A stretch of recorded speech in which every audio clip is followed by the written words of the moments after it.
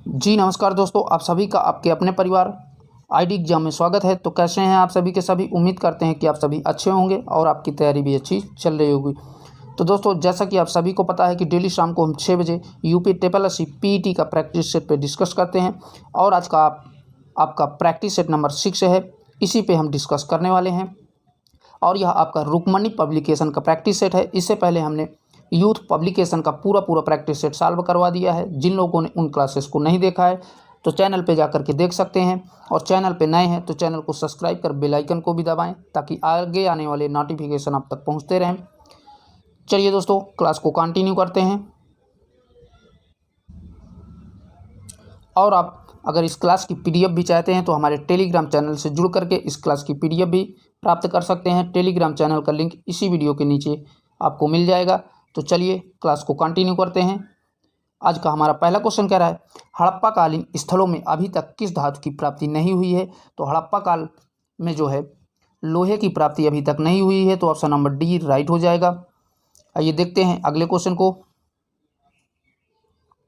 अगला क्वेश्चन है, निम्न में से कौन सा अशोककालीन अभिलेख खरोष्टी लिपि में है? तो ऑप्शन नंबर सी यहाँ से राइट हो जाएगा। शाहबाज गढ़ी का जो है अभिलेख जो है खरोष्टी लिपि में अशोक का है, तो याद रखिएगा दोस्तों। और अगर बात करें दोस्तों, अशोक के अधिकांश अभिलेख प्राकृतिक भाषा और ब्रह्मा लिपि में लिखे गए हैं, परंतु शाहबाज गढ़ी और मानसहिरा खरोष्टी में लिखे गए हैं। तो ये दोनों के दोनों जो है याद रखिएगा, केवल दो जो है अभिलेख अशोक के जो है खरोष्टी लिपि में लिखे गए हैं। पहला शाहबाज गढ़ी का और दूसरा जो है मानसेहरा का, ये दोनों जो है खरोष्टी में लिखे गए हैं। बाकी के सभी ब्रह्मा लिपि में और प्राकृत भाषा में लिखे गए हैं, तो याद रखिएगा। चलिए बढ़ते हैं अगले क्वेश्चन की तरफ।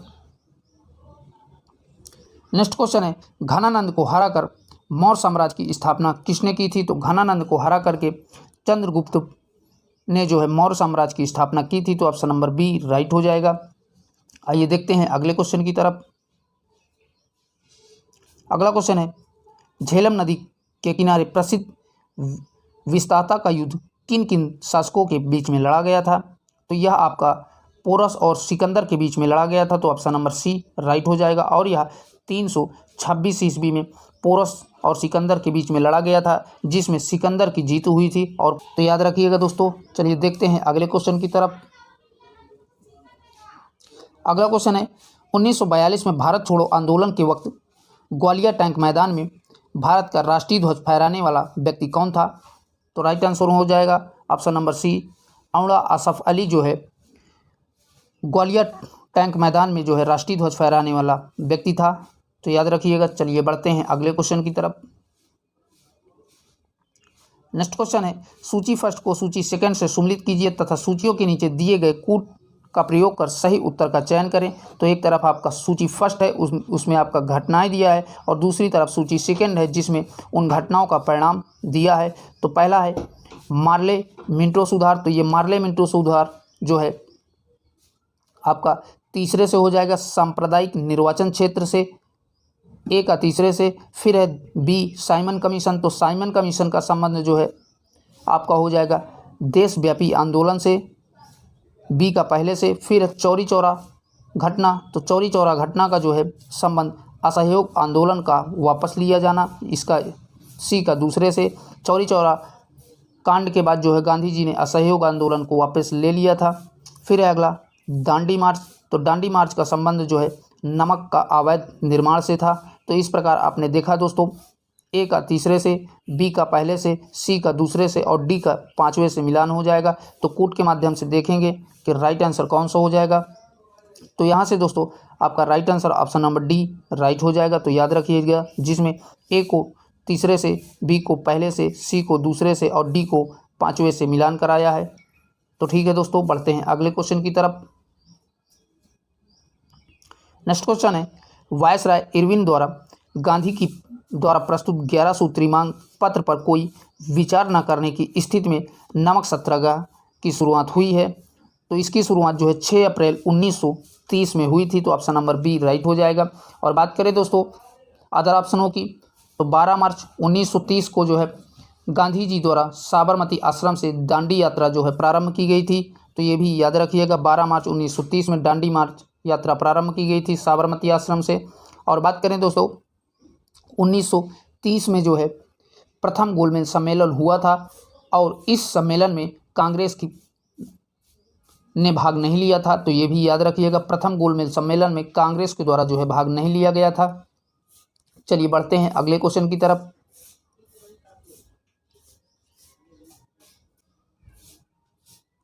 नेक्स्ट क्वेश्चन है, महात्मा गांधी ने असहयोग आंदोलन कब शुरू किया, जो वे देशव्यापी पैमाने पर आयोजित पहला जन आंदोलन था।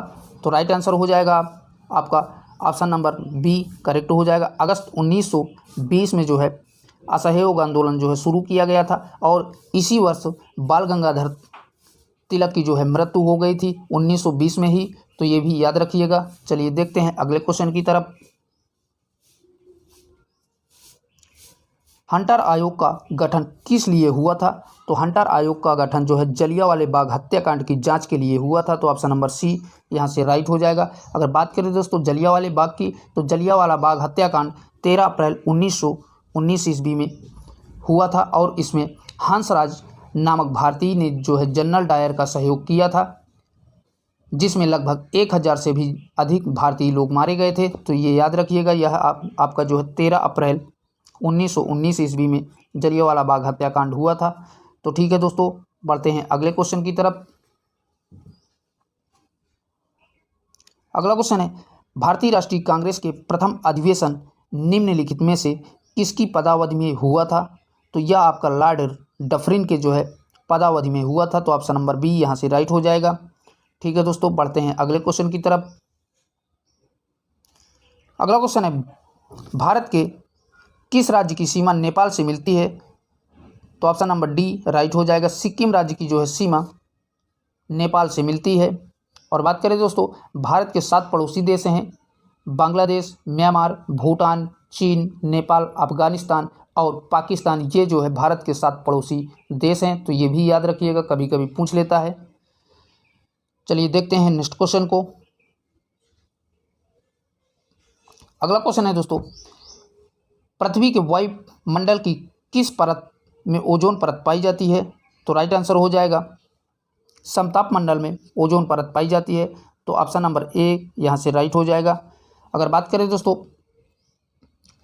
ऑक्सीजन के 3 अणु मिलकर के ओजोन के एक अणु का निर्माण करते हैं, और सर्वप्रथम 1985 ईस्वी में जो है ओजोन पर अंटार्कटिक क्षेत्र में छेद देखा गया था, और प्रत्येक वर्ष जो है 16 सितंबर को जो है ओजोन दिवस के रूप में मनाया जाता है, तो ये भी याद रखिएगा। चलिए बढ़ते हैं अगले क्वेश्चन की तरफ। अगला क्वेश्चन है, निम्न में से कौन सा जोड़ा सही है, तो यहाँ से आपका राइट आंसर हो जाएगा रणथंभौर राजस्थान, यही आपका राइट दिया हुआ है। रणथंभौर जो है वन्य जीव विहार आपका राजस्थान में स्थित है, बाकी के आपके सभी गलत दिए हुए हैं, तो इन पे भी डिस्कस कर लेते हैं। पहला कह रहा है बांदीपुर, तो बांदीपुर आपका जो है दोस्तों अभ्यारण्य कर्नाटक राज्य में स्थित है, और आपका मानस अभ्यारण्य ये आपका असम राज्य में स्थित है, जबकि सिमलीपाल ये आपका जो है उड़ीसा राज्य में स्थित है। तो इस प्रश्न का आंसर दोस्तों option number C Ranthambore Rajasthan right हो जाएगा, तो याद रखिएगा। चलिए बढ़ते हैं अगले क्वेश्चन की तरफ। नेक्स्ट क्वेश्चन है, अरावली और विंध्याचल के बीच कौन पठार अवस्थित है, तो अरावली और विंध्याचल के बीच जो है मालवा का पठार स्थित है, तो ऑप्शन नंबर सी यहाँ से राइट हो जाएगा। तो ठीक है दोस्तों, बढ़ते हैं अगले क्वेश्चन की तरफ।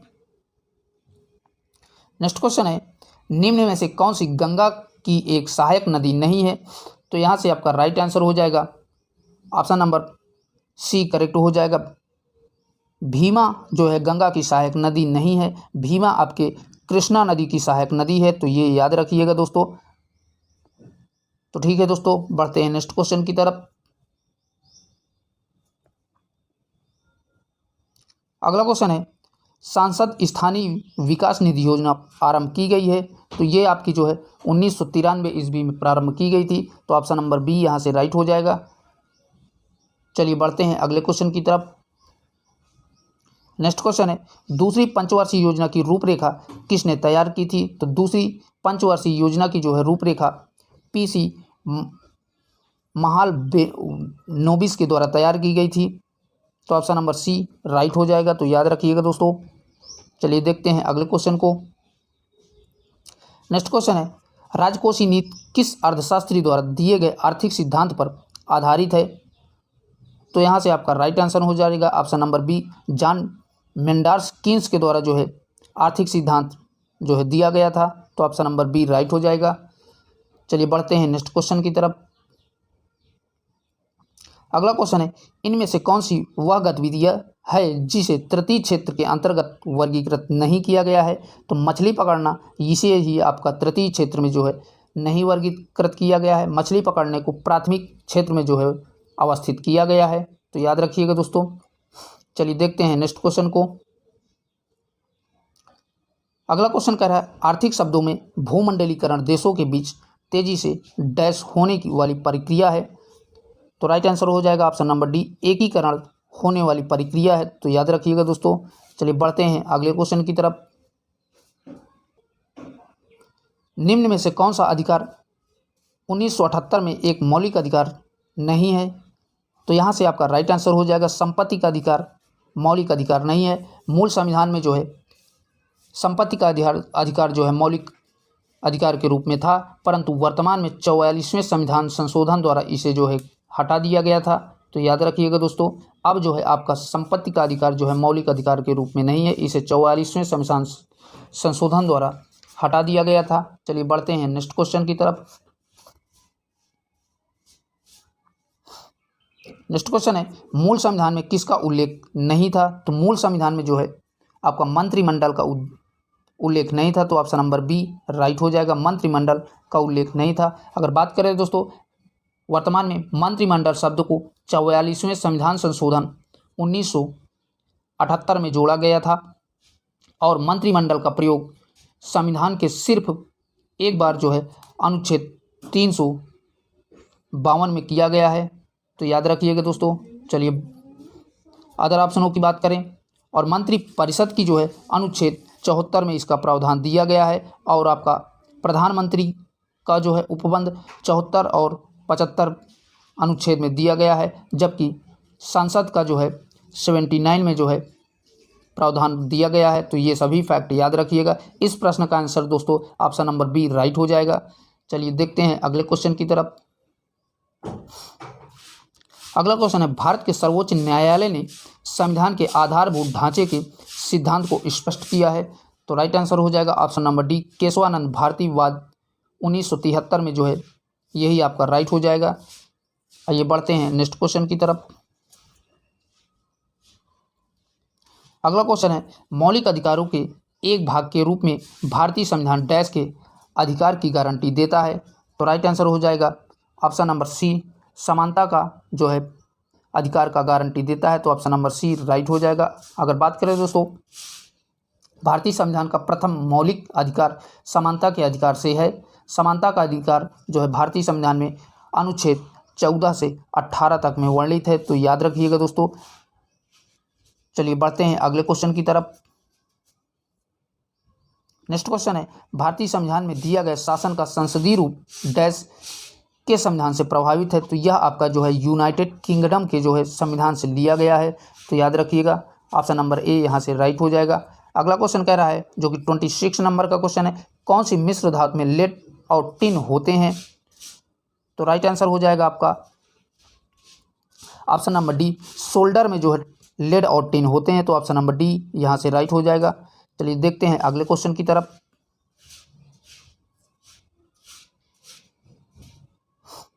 नेक्स्ट क्वेश्चन है, सितारों की जगमगाहट का कारण है। तो सितारों के जगमगाहट का कारण है वायुमंडलीय अपवर्तन। ऑप्शन नंबर ए राइट हो जाएगा। अगला क्वेश्चन कह रहा है, धावन सोडा है। तो धावन सोडा आपका जो है सोडियम कार्बोनेट होता है। तो right answer option number D right हो जाएगा। चलिए देखते हैं अगले क्वेश्चन की तरफ।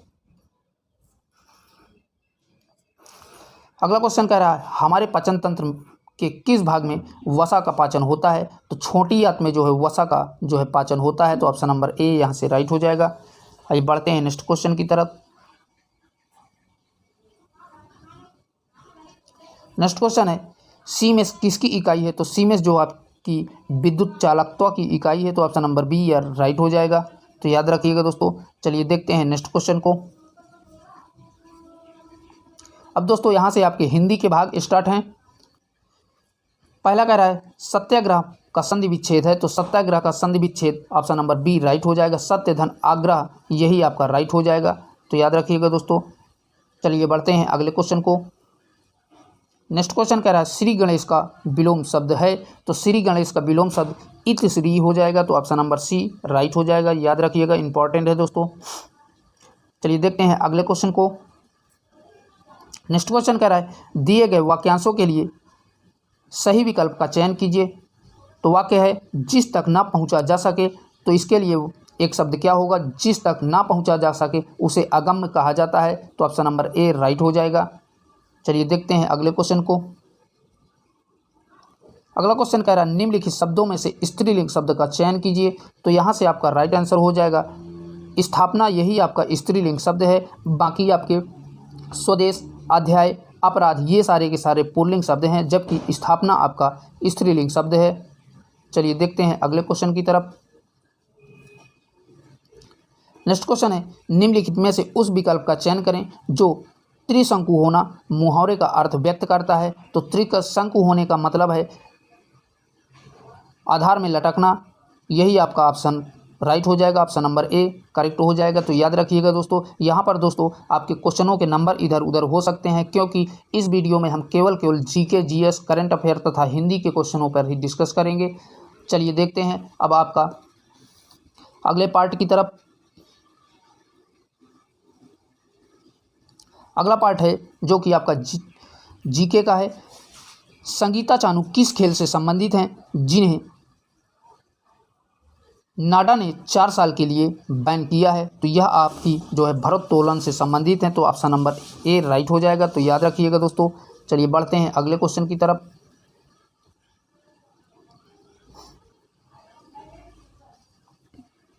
अगला क्वेश्चन है अप्रैल 2023 में किस शहर के पान, लंगड़ा आम, समनगर भाटा, बैगन और आदम चीनी चावल को जो है जीआई टैग मिला है? तो वाराणसी के जो है चीज़ों को ये जीआई टैग मिला है। तो याद रखिएगा दोस्तों।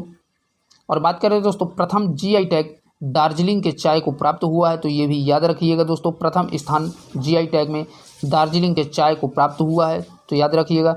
चलिए बढ़ते हैं अगले क्वेश्चन की तरफ। अगला क्वेश्चन कह रहा है दोस्तों पहला सैन्य अभ्यास चक्रवात फर्स्ट भारत और किस देश की सुरक्षा बल के बीच आयोजित हुआ है? तो यह आपका जो है भारत और मिस्र के बीच जो है हुआ है। तो ऑप्शन नंबर डी राइट हो जाएगा। तो याद रखिएगा। और यह जो है सैन्य अभ्यास जो है जैसलमेर में संपन्न हुआ था। तो ये भी याद रखिएगा दोस्तों। चलिए देखते हैं अगले क्वेश्चन की तरफ। अगला क्वेश्चन है विश्व आर्द्रभूमि दिवस 2023 कब मनाया गया है? तो 2 फरवरी को विश्व आर्द्रभूमि दिवस के रूप में मनाया जाता है। तो ऑप्शन नंबर बी राइट हो जाएगा। अगर बात करें दोस्तों अदर ऑप्शनों की, तो 1 फरवरी को जो है आपका भारतीय तट रक्षक दिवस के रूप में मनाया जाता है। और जो है बात करें 4 फरवरी को, तो 4 फरवरी को वर्ल्ड कैंसर डे के रूप में मनाया जाता है। तो ये सभी फैक्ट याद रखिएगा। चलिए बढ़ते हैं अगले क्वेश्चन की तरफ। अगला क्वेश्चन है मई 2023 में प्रधानमंत्री नरेंद्र मोदी नवनिर्मित संसद भवन के उद्घाटन के समय लोकसभा अध्यक्ष की सीट के बगल में क्या रखेंगे? तो यहाँ से राइट आंसर हो जाएगा सेंगोल को रखेंगे। तो ऑप्शन नंबर सी राइट हो जाएगा। तो दोस्तों बात करें सेंगोल की, तो सेंगोल जो है तमिल भाषा का शब्द है जिसका अर्थ पवित्रता, सच्चाई और धर्मनिष्ठा होता है। तो याद रखिएगा। चलिए बढ़ते हैं अगले क्वेश्चन की तरफ। अगला क्वेश्चन है कृत्रिम पैरों से दुनिया की सबसे ऊंची पर्वत चोटी माउंट एवरेस्ट पर पहुंचने वाले दुनिया के पहले व्यक्ति कौन बने हैं? तो राइट आंसर हो जाएगा ऑप्शन नंबर डी हरिबुद्ध मागर, जो कि नेपाल के थे। यही आपके जो है माउंटेन एवरेस्ट पर चढ़ने वाले पहले व्यक्ति बन गए हैं। तो याद रखिएगा दोस्तों। चलिए बढ़ते हैं नेक्स्ट क्वेश्चन की तरफ।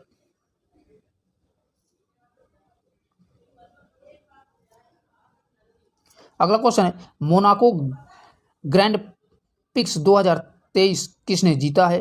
तो राइट आंसर हो जाएगा ऑप्शन नंबर डी करेक्ट हो जाएगा मैक्स वेस्टापेन ने जो है जीता है, तो याद रखिएगा दोस्तों। चलिए बढ़ते हैं अगले क्वेश्चन की तरफ। अगला क्वेश्चन है, फीफा अवार्ड 2023 में सर्वश्रेष्ठ फिल्म किसे घोषित किया गया है? तो राइट आंसर हो जाएगा दृश्यम 2 को जो है फीफा अवार्ड 2023 में सर्वश्रेष्ठ फिल्म के रूप में घोषित किया गया है। तो इंपॉर्टेंट क्वेश्चन है दोस्तों, याद रखिएगा। चलिए बढ़ते हैं अगले क्वेश्चन की तरफ। मई 2023 में 97वां ज्ञानपीठ पुरस्कार किसे दिया गया है? तो राइट आंसर हो जाएगा दामोदर मौजो को जो है दिया गया है। तो ऑप्शन नंबर बी करेक्ट हो जाएगा। तो याद रखिएगा। अगर बात करें दोस्तों 56वां ज्ञानपीठ पुरस्कार की, तो ये जो है आपका नीलमणि फुक्कन को मिला है। तो ये भी याद रखिएगा, दोनों में से एक आपका पूछ सकता है एग्जाम में। तो 56वां आपका नीलमणि फुक्कन को मिला है, जबकि 57वां जो है दामोदर मौजो को मिला है। तो दोनों याद रखिएगा, दोनों के दोनों जो है इंपॉर्टेंट हैं दोस्तों।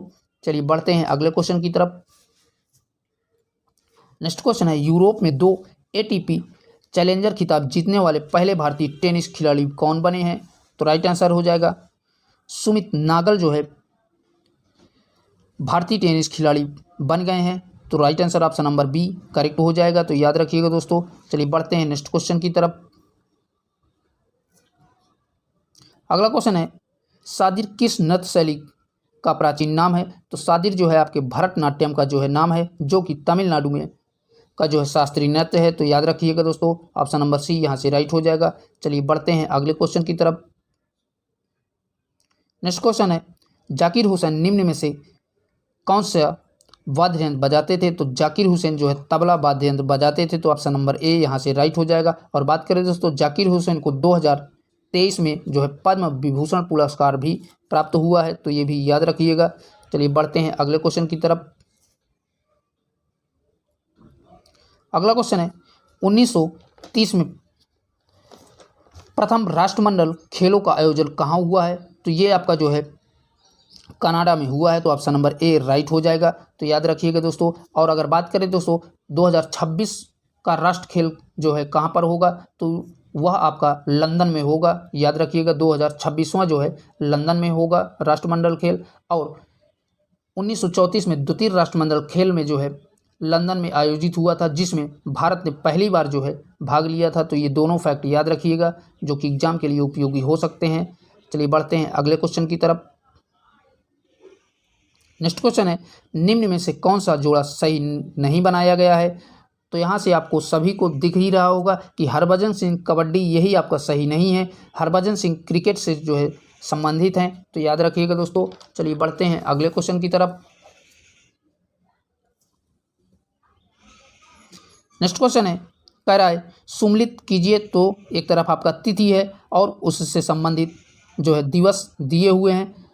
तो पहला कह रहा है 26 जनवरी। तो 26 जनवरी को आप सभी जानते हैं कि गणतंत्र दिवस के रूप में मनाया जाता है। तो ए का पहले से, फिर है 30 जनवरी। तो 30 जनवरी को शहीद दिवस के रूप में मनाया जाता है। फिर है आपका 1 फरवरी। तो 1 फरवरी को अभी थोड़ी देर पहले ही हमने बताया कि तटरक्षक दिवस के रूप में मनाया जाता है। फिर 4 फरवरी तो विश्व कैंसर दिवस के रूप में, ये भी अभी हमने डिस्कस किया है। तो इस प्रकार से देखा आपने, इसका सुमेलित होगा 26 जनवरी भारत का गणतंत्र दिवस, 30 जनवरी शहीद दिवस, 1 फरवरी तटरक्षक दिवस और 4 फरवरी को जो है विश्व कैंसर दिवस के रूप में मनाया जाता है। तो कूट के माध्यम से देखेंगे राइट आंसर कौन सा होगा। तो यहाँ से आपका ऑप्शन नंबर ए राइट हो जाएगा, जिसमें ए को पहले से, बी को दूसरे से, सी को तीसरे से और डी को चौथे से मिलान कराया है। तो ठीक है दोस्तों, बढ़ते हैं अगले क्वेश्चन की तरफ। अगला क्वेश्चन है, निम्नलिखित युग्मों में से कौन सा एक सुमेलित नहीं है? तो आपका यहाँ से ऑप्शन नंबर डी यही आपका सुमेलित नहीं है। शांत घाटी आंदोलन, बाबा आप्टे, यही आपका सम्मिलित नहीं है। शांत घाटी आंदोलन जो है सुगाथा कुमारी के द्वारा जो है प्रारंभ किया गया था। तो ये भी याद रखिएगा दोस्तों, यह जो है सुगाथा कुमारी के द्वारा जो है चलाया गया था। तो यही आपका गलत दिया हुआ था। चलिए बढ़ते हैं अगले क्वेश्चन की तरफ। अगला क्वेश्चन है, मिताक्षरा पुस्तक किसने लिखी है? तो मिताक्षरा पुस्तक जो है आपका विज्ञानेश्वर के द्वारा लिखी गई है। तो ऑप्शन नंबर सी यहाँ से राइट आंसर हो जाएगा। तो याद रखिएगा दोस्तों। चलिए बढ़ते हैं अगले क्वेश्चन की तरफ।